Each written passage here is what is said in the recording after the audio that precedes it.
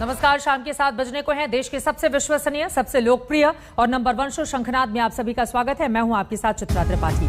सलाखों के पीछे आजादी के ख्वाब बुनते आर्यन खान के हिस्से में एक रात का और इंतजार आया है।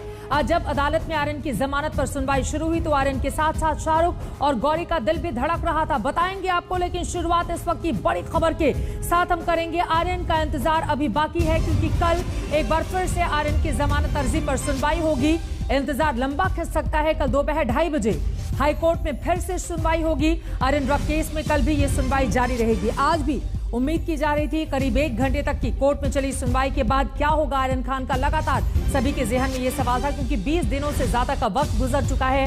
आर्यन खान जेल के भीतर है। वो लगातार एनसीबी की गिरफ्त में भी रहे, यानी कि 2 अक्टूबर के बाद से ही उनकी मुश्किलें जिस तरह से बढ़ी हुई थी वो आज भी कम होने का नाम नहीं ले रही हैं। इन सब के बीच आपको बता दें, कल दोपहर 2:30 बजे से फिर से जब सुनवाई शुरू होगी तो उसके बाद ही ये निर्णय आ पाएगा कि आर्यन खान जेल में ही रहेंगे या फिर उनको बेल दे दी जाती है 23 दिनों के बाद, क्योंकि निचली अदालतों ने बार बार एनसीबी के पक्ष को माना और आर्यन खान को रिहा नहीं किया गया था। आज आर्यन के वकील मुकुल रोहतगी की ओर से पक्ष रखा गया। आपको बता दें कि बड़े बड़े वकीलों की फौज पूरी लगी है ताकि आर्यन खान को जल्द से जल्द राहत दी जा सके। क्या हुआ है आज हम आपको दिखा रहे हैं। करीब 1.5 घंटे सुनवाई हुई। कल क्या होगा, दोपहर 2:30 बजे के बाद फिर से सुनवाई शुरू होगी, यानी कि लंच ब्रेक के बाद दोबारा से सुनवाई शुरू होगी। और उसके बाद आर्यन खान का क्या होगा ये कल समझ में आ पाएगा। देसाई की दलील पर सुनवाई होगी, जबकि आज आर्यन के वकील मुकुल रोहतगी ने अपनी जो भी दलील थी आर्यन खान के पक्ष में उनको रिहा किए जाने को लेकर उनकी ओर से रखी गई। मुकुल रोहतगी ने अपनी दलील तो रख दी, लेकिन जमानत पर सुनवाई कल तक के लिए टल गई है और कल जमानत पर आ सकता है फैसला, यानी कि कल शाम को यह साफ हो जाएगा कि शाहरुख खान के बेटे आर्यन खान जेल के भीतर ही रहते हैं या फिर उनको छोड़ दिया जाता है। आर्यन के वकील की ओर से जो दलील दी गई वो आपको दिखा रहे हैं। दलील नंबर 1, केस में अब तक कोई भी बरामदगी नहीं हुई तो फिर आर्यन की गिरफ्तारी कैसे, ये सवाल पूछा गया। आर्यन के ड्रग लेने की बात भी साबित नहीं हो सकी है, सिर्फ व्हाट्सएप चैट है, लेकिन ड्रग्स लेने की बात अभी तक स्पष्ट नहीं हो पाई है। इस बात को भी आर्यन के वकील मुकुल रोहतगी की ओर से रखा गया है। आर्यन का अब तक कोई भी मेडिकल टेस्ट नहीं कराया गया। इस पर बहुत ज्यादा फोकस देने की कोशिश उनके वकील की ओर से की गई और कहा गया आर्यन क्रूज पार्टी में कस्टमर नहीं था, बल्कि उसको तो गेस्ट के तौर पर बुलाया गया था और जो गेस्ट के तौर पर गया वहां पर क्या हो रहा है इसके बारे में आर्यन को जानकारी नहीं थी। जिस चैट को बार बार सबूतों की तरह रखा जा रहा है, दरअसल वो चैट 2018 और 19 के हैं। मौजूदा क्रूज पार्टी से उसका कोई लेना देना नहीं है। चैट जिस वक्त की है, आर्यन खान उस वक्त विदेश में थे। आर्यन के किसी साजिश में शामिल होने के सबूत नहीं है। ऐसे में आर्यन को जेल में क्यों रखा गया है, उनको छोड़ दिया जाए, उनको रिहैब सेंटर भेजा जाए ताकि वो अपनी जिंदगी को आगे बढ़ा सके। ये तमाम बातें मुकुल रोहतगी याद करते हुए नजर आए। अगर आर्यन साजिश में भी शामिल हो तो सजा 1 साल ही है, ये बात भी उनकी ओर से रखी गई। तो ये आर्यन के वकील की ओर से दलीलें रखी गई हैं। अब कल जब दलीलों का एक नया दौर शुरू होगा तो उसके बाद क्या स्थिति बनती है आर्यन खान के लिए महत्वपूर्ण होगा। सीधे रुख कर लेते हैं मुंबई का। विद्या मेरी सहयोगी जुड़ चुकी हैं और विद्या लगातार कोर्ट की हर खबर आप तक पहुंचाती रही आज पूरे दिन भर। विद्या, अब कल पर फिर से सभी की नजर 2:30 बजे दोबारा जब सुनवाई शुरू होगी उसके बाद ही स्पष्ट हो पाएगा कि आर्यन खान जेल में ही रहेंगे या फिर कल उनको राहत मिल जाती है। क्या कुछ हुआ आज कोर्ट में और कल किस तरह की उम्मीद की जाए, बताइए विद्या। जी देखिए, अगर इस पूरे मामले में अगर देखें तो मुकुल रोहतगी का बार बार यही कहना था कि कॉन्शियस पोजेशन, यानी कि एक आरोपी को पता होना चाहिए कि उसके पास से कुछ ड्रग्स हैं। तो ये कॉन्शियस पोजेशन आर्यन खान से नहीं था, फॉर द सिंपल रीजन कि अरबाज के जूते में ड्रग्स पड़ा है। इसका पता आर्यन को कैसे हो सकता है, इस बात पर जोर दिया गया। इसके अलावा ये भी बार बार कहा गया कि एक साथ तो 3 आरोपी पकड़े गए थे, तो उस समय क्यों नहीं आर्यन खान पे कॉन्स्पिरेसी का चार्ज लगाया गया। ऐसा क्यों है कि बाद में सोच समझ के दूसरी चीजों को और डाल के देखा गया है कि इसमें कॉन्स्पिरेसी का, क्योंकि अगर इस पूरे मामले में देखें आर्यन खान के खिलाफ जो चार्जेस हैं वो दरअसल बेलेबल हैं, लेकिन सेक्शन 29 जो कॉन्स्पिरेसी का चार्ज है वही इस पूरे मामले को बहुत कठिन बना रहा है आर्यन खान के लिए। उसी के खिलाफ ज्यादातर आर्ग्यूमेंट्स हुए। इस पूरे मामले में अगर आप देखें तो अरबाज के जो वकील हैं उनका कहना है कि उनको अभी समय लगेगा आर्ग्यूमेंट करने में। जो मुनमुन धनीचा के जो वकील हैं उनको भी समय लगेगा और इन तीनों का रिप्लाई अब एडिशनल सॉलिसिटर जनरल देंगे। तो बहुत सारे आर्ग्यूमेंट्स कल भी होने हैं, तो पता नहीं कल भी खत्म हो गए कि नहीं, लेकिन अगर ये कल खत्म हो जाता है तो हो सकता है कि आदेश इस मामले में आ जाए। यानी कि कल तक का ये लंबा इंतजार, अब आगे क्या होगा ये अपने आप में बड़ा सवाल है। लेकिन निचली अदालतों की ओर से जिस तरह से आर्यन के खिलाफ निकलकर बातें सामने आई, यानी कि उनको वहां से राहत नहीं मिली, अब आगे क्या होगा ये महत्वपूर्ण होगा जाना। फिलहाल के लिए शुक्रिया विद्या इस पूरी जानकारी के लिए। बॉम्बे हाईकोर्ट में कल फिर से सुनवाई शुरू होगी और उसके बाद दोबारा इस पूरे मामले को लेकर जब आगे बढ़ा जाएगा तो क्या कुछ निकलकर सामने आता है ये महत्वपूर्ण रहेगा देखना और जानना। लेकिन आज कोर्ट में दलीलों के दौरान चैट का कई बार जिक्र आया है। वो चैट आर्यन और अनन्या के बीच हुई थी। आज तक को भी अनन्या और आर्यन की कई चैट मिली हैं, जिसको लेकर एनसीबी लगातार इन दोनों से पूछताछ कर रही है। अनन्या से भी 2 बार हो चुकी है पूछताछ।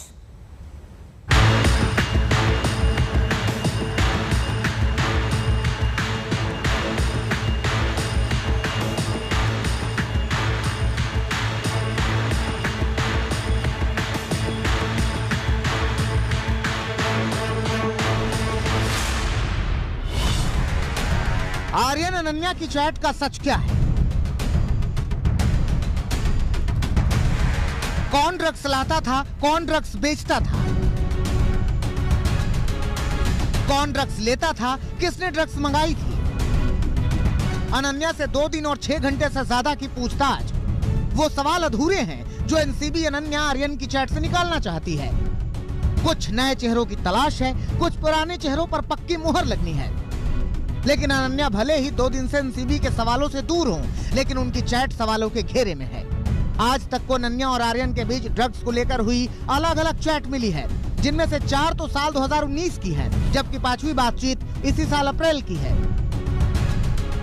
6 जुलाई 2019 को शाम 7:49 पर अनन्या लिखती हैं, गांजा ये भी डिमांड में है, मैं तुम्हारे लिए चुपके से ले लूंगी। ठीक। दोबारा 7:51 पर अनन्या आर्यन को लिखती हैं, अब मैं इस काम में लगी हूँ। उसी दिन रात 9:54 पर आर्यन ने अनन्या से पूछा, तुमने गांजा खरीदा? अनन्या जवाब देती हैं, ये मुझे मिल रहा है। 5वां चैट 2 साल बाद का है। 18 अप्रैल 2021 की शाम 3:27 पर आर्यन लिखते हैं, कल कोकीन लेते हैं। फिर आर्यन एनसीबी के नाम पर डराते हुए लिखता है, मैं तुम सबको पकड़वाता हूँ एनसीबी से।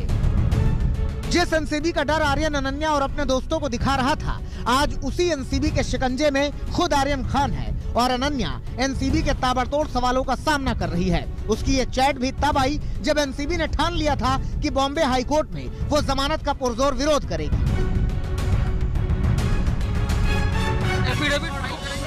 एफिडेविट फाइल करेंगे सर? नहीं, आज एफिडेविट का नहीं है, आज सिर्फ बेल का मैटर लगा। तो बेल का विरोध करेंगे सर? सर बेल का विरोध करेंगे। आप देख पा रहे हैं जो ये बीवी सिंह है, आर्यन केस के आईओ हैं, और इनके हाथ में आप देख पा रहे होंगे जो ये लाल रंग की फाइल है। इसी फाइल में कुछ दस्तावेज है, वो दस्तावेज लेकर जा रहे हैं। बहुत मुमकिन है कि जो वकील है उनसे मिलने के लिए ये जा रहे हैं।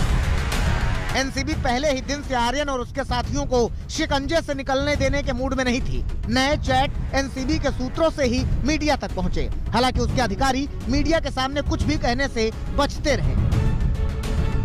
हाईकोर्ट में जब ये बेल एप्लीकेशन अपोज करते हैं आर्यन खान की, केस के बारे में कोई कमेंट नहीं करते। बिल्कुल, ये चैट इस केस की सबसे अहम कड़ी है। यही वजह है कि एनसीबी अनन्या से पूरा सच जानना चाहती है। आर्यन खान से भी चैट को लेकर कई सवाल किए जा चुके हैं। ये चैट आगे भी दोनों की मुश्किलें बढ़ा सकती है, कई नए चेहरे सामने ला सकती है।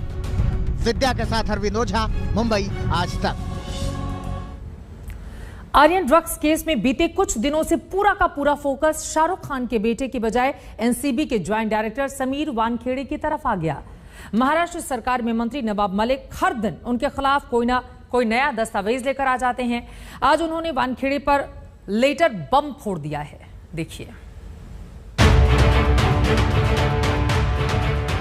26 मामले हैं, अलग अलग केसेस हैं, जिसमें किस तरह से एक निगरों को फंसाया गया है, किस तरह से किसको फंसाया गया है। जिसने वो खत लिखा है सामने आए और बेधड़क तरीके से कंप्लेंट करें।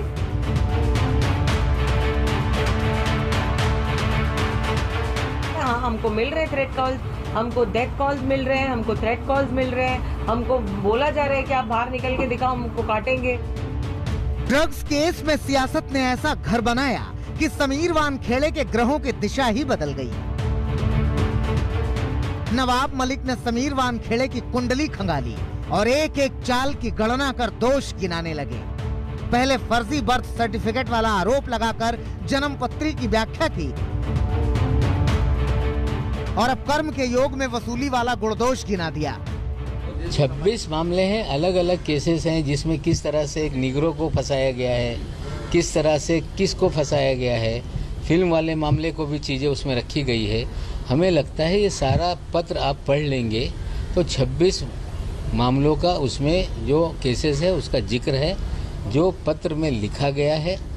हम चाहते हैं कि विजिलेंस के जरिए जो जांच हो रही है उस जांच का हिस्सा ये पत्र भी बने और इन सारी चीज़ों की भी जांच हो।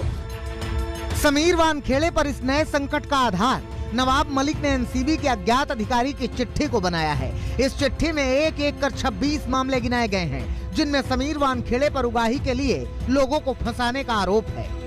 अज्ञात एनसीबी अधिकारी ने चिट्ठी में आरोप लगाया है कि आर्यन केस के जांच अधिकारी विश्वविजय सिंह और समीर वानखेड़े एनडीपीएस की धारा 27 का बेजा इस्तेमाल कर लोगों को फंसाते हैं और फिर तलाशी के दौरान विश्वविजय के खिलाफ लूटपाट की शिकायत आने पर वानखेड़े उसका बचाव करते हैं। नवाब मलिक का आरोप है कि वानखेड़े के ऐसे कारनामों से एनसीबी बदनाम हो रही है। हम स्वागत करते हैं कि कम से कम एनसीबी ने अपनी साख को कायम रखने के लिए एक जांच बिठाने का काम किया है। हमें लगता है कि एजेंसी कोई गलत नहीं होती। एक गंदी मछली पूरे तालाब को गंदा कर देती है। अगर उस मछली को पकड़ा जाए, उसकी जांच हो तो तालाब पाक हो जाएगा। हमें लगता है वो शुरुआत हुई है। नवाब मलिक के दावे समीर वानखेड़े पर संदेह बढ़ा सकें, उससे पहले ही उनका परिवार सामने आ गया। ड्रग्स केस के आरोपों के नवाब बन चुके मंत्री से पूछ लिया कि आखिर इतनी सनसनीखेज चिट्ठी लिखने वाला शख्स है कहाँ। ऐसे खत कोई भी लिख सकता है, कोई भी घर पे बैठ के लिख सकता है ऐसे खत। अगर उस खत पे किसी का नाम नहीं है और अगर उसमें कोई भी किसी का क्लेम नहीं है, किसी इंसान का जिसने वो खत लिखा है, सामने आए और बेधड़क तरीके से कंप्लेंट करे और फिर चाहिए तो इसकी जांच हो। लेकिन अगर बेबुनियाद कोई अगर लेटर कुछ लिखता है तो उसमें कोई मतलब नहीं है। ये सब झूठे सारे दस्तावेज है, इसका कोई महत्व नहीं है। उधर एनसीबी का विजिलेंस डिपार्टमेंट तमाम आरोपों पर समीर वानखेड़े के खिलाफ जांच कर रहा है। आरोपों की नई चिट्ठी की जानकारी एनसीबी को भी है।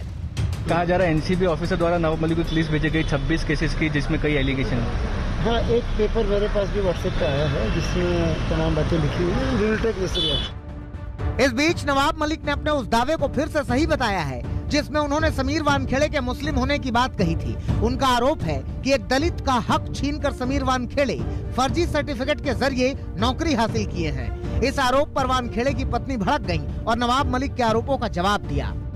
क्रिमिनल डिफेमेशन का सूट फाइल कीजिए अंडर सेक्शन 499 500 आईपीसी। उनको अधिकार है, अंधेरी कोर्ट में ले जाके कर दे या कुर्ला कोर्ट में फाइल कर दे, मुझे आरोपी बनाए और मैं वहाँ कोर्ट में जाऊँगा, जमानत लेनी पड़ेगी लूँगा, लेकिन कोर्ट में अपना मामला लड़के इनका फर्जीवाड़ा उसी कोर्ट में मैं एक्सपोज करूँगा। I challenge mister Dawood Wankhede, please file a complaint against me. सारी चीजें उन्होंने कोर्ट में क्यों नहीं रखी?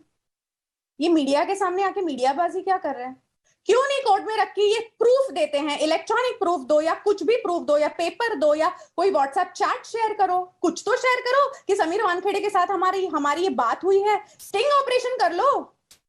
नहीं कर सकते। क्यों नहीं कर सकते? क्योंकि वो एक ईमानदार ऑफिसर है। और ये मैं डंके की चोट पे बोलती हूँ कि कोई प्रूफ लाके बता दे मेरे हस्बैंड के बारे में।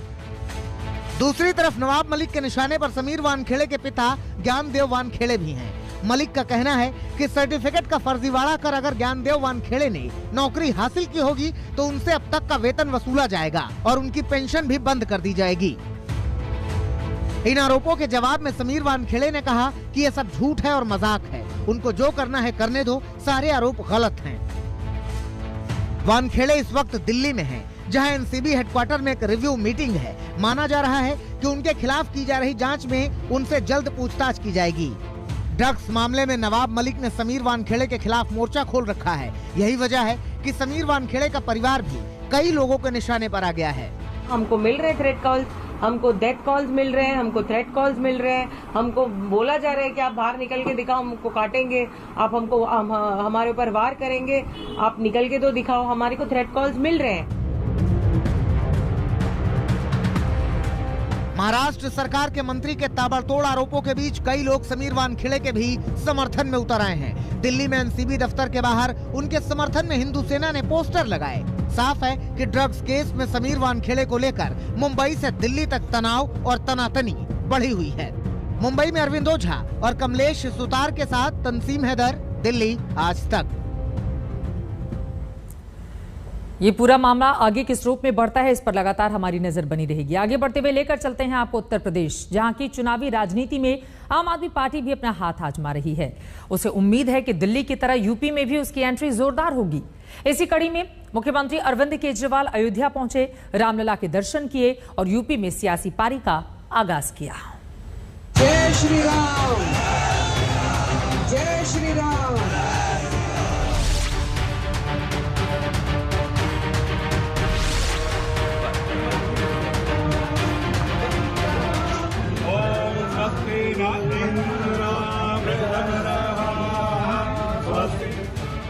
भगवान राम की नगरी अयोध्या यूपी के सियासी रण की धुरी बन गई है।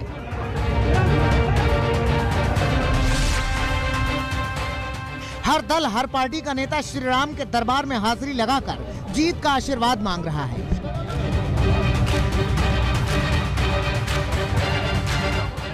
यूपी में जीत की इसी आस को लेकर दिल्ली के सीएम अरविंद केजरीवाल भी अयोध्या पहुंचे और रामलला के दर्शन किए।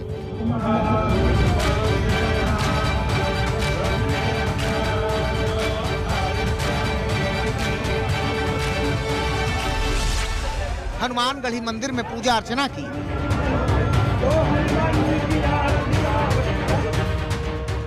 और लगे हाथ सरकार बनने पर यूपी के लोगों को मुफ्त अयोध्या यात्रा कराने का ऐलान भी कर दिया। उत्तर प्रदेश में अगर हमारी सरकार बनती है तो उत्तर प्रदेश में भी हम लोग सभी उत्तर प्रदेश वासियों को अयोध्या राम जी के दर्शन कराने के लिए सबका फ्री में अरेंजमेंट करेंगे। जैसे दिल्ली में हम लोगों ने किया है वैसे उत्तर प्रदेश के अंदर भी। इससे पहले केजरीवाल ने सोमवार को सरयू नदी के तट पर वैदिक मंत्रों और भजनों के बीच आरती की और भगवान श्री राम से दिल्ली, उत्तर प्रदेश और पूरे देश के कल्याण की कामना की। आज हमारे देश के अंदर तरह तरह की बीमारियां हैं, भिन्न भिन्न समस्याएं हैं, तो मैं सभी देवताओं से प्रार्थना करता हूं, प्रभु श्री राम से प्रार्थना करता हूं कि मेरा भारतवर्ष जल्दी दुनिया का नंबर 1 देश। केजरीवाल की अयोध्या यात्रा का मकसद विधानसभा चुनाव से पहले आम आदमी पार्टी की सियासी जमीन को मजबूत करना है, लेकिन आम आदमी पार्टी की इन कोशिशों के बीच सीएम योगी आदित्यनाथ ने तंज किया कि जिनसे दिल्ली नहीं संभली वो यूपी को क्या संभालेंगे। कि दिल्ली संभाल नहीं पाए, छोटी सी दिल्ली संभाल नहीं पाए, यूपी और बिहार के लोगों को दिल्ली से भगा दिए। और जब उत्तर प्रदेश विधानसभा का चुनाव आ रहा है तो उत्तर प्रदेश नजर आ रहा है। पहले भगवान राम को गाली देते थे, लेकिन आज जब लगता है कि अब राम के बगैर नैया पार होने वाली नहीं है, तब अयोध्या में राम जन्मभूमि में दर्शन करने भी आ रहे हैं। अच्छी बात है। आम आदमी पार्टी पहली बार यूपी के चुनावी मैदान में उतरेगी और इससे पहले पार्टी अपनी तैयारी में कोई कसर नहीं छोड़ रही। कुछ दिनों पहले दिल्ली के डिप्टी सीएम मनीष सिसोदिया ने भी अयोध्या का दौरा कर रामलला के दर्शन किए थे। आम आदमी पार्टी के यूपी अभियान के बीच प्रदेश की सियासी हलचल बढ़ी हुई है। यही वजह है कि सत्ताधारी बीजेपी के अलावा विरोधी पार्टियां भी आम आदमी पार्टी पर हमला बोल रही हैं। हर दल को अपना अपना चुनाव अलग अलग तरीके से प्रचारित करने का अधिकार है। कोई भी प्रचारित कोई अयोध्या से कर रहा है, कोई मथुरा से कर रहा है, कोई काशी से कर रहा है। जिन्हें जहां से चुनाव प्रचार शुरू करना हो करें, हम तो जनता के बीच में अपनी प्रतिज्ञाओं से चुनाव प्रचार करें। यूपी के चुनाव से पहले हर पार्टी ने विजय अभियान के लिए जोर लगाना शुरू कर दिया है और इस अभियान की शुरुआत अयोध्या से हो रही है। अयोध्या से समर्थ श्रीवास्तव के साथ आज तक ब्यूरो। अयोध्या का शाब्दिक अर्थ है अयोध्या, जहां कभी युद्ध ना हुआ हो, लेकिन अभी जिस अखाड़े में तब्दील होता हुआ नजर आ रहा है, हर एक पॉलिटिकल पार्टीज अयोध्या से ही अपनी चुनावी शंखनाद की शुरुआत करना चाहती हैं। उसी की तर्ज पर आपने मुख्यमंत्री अरविंद केजरीवाल को भी देखा।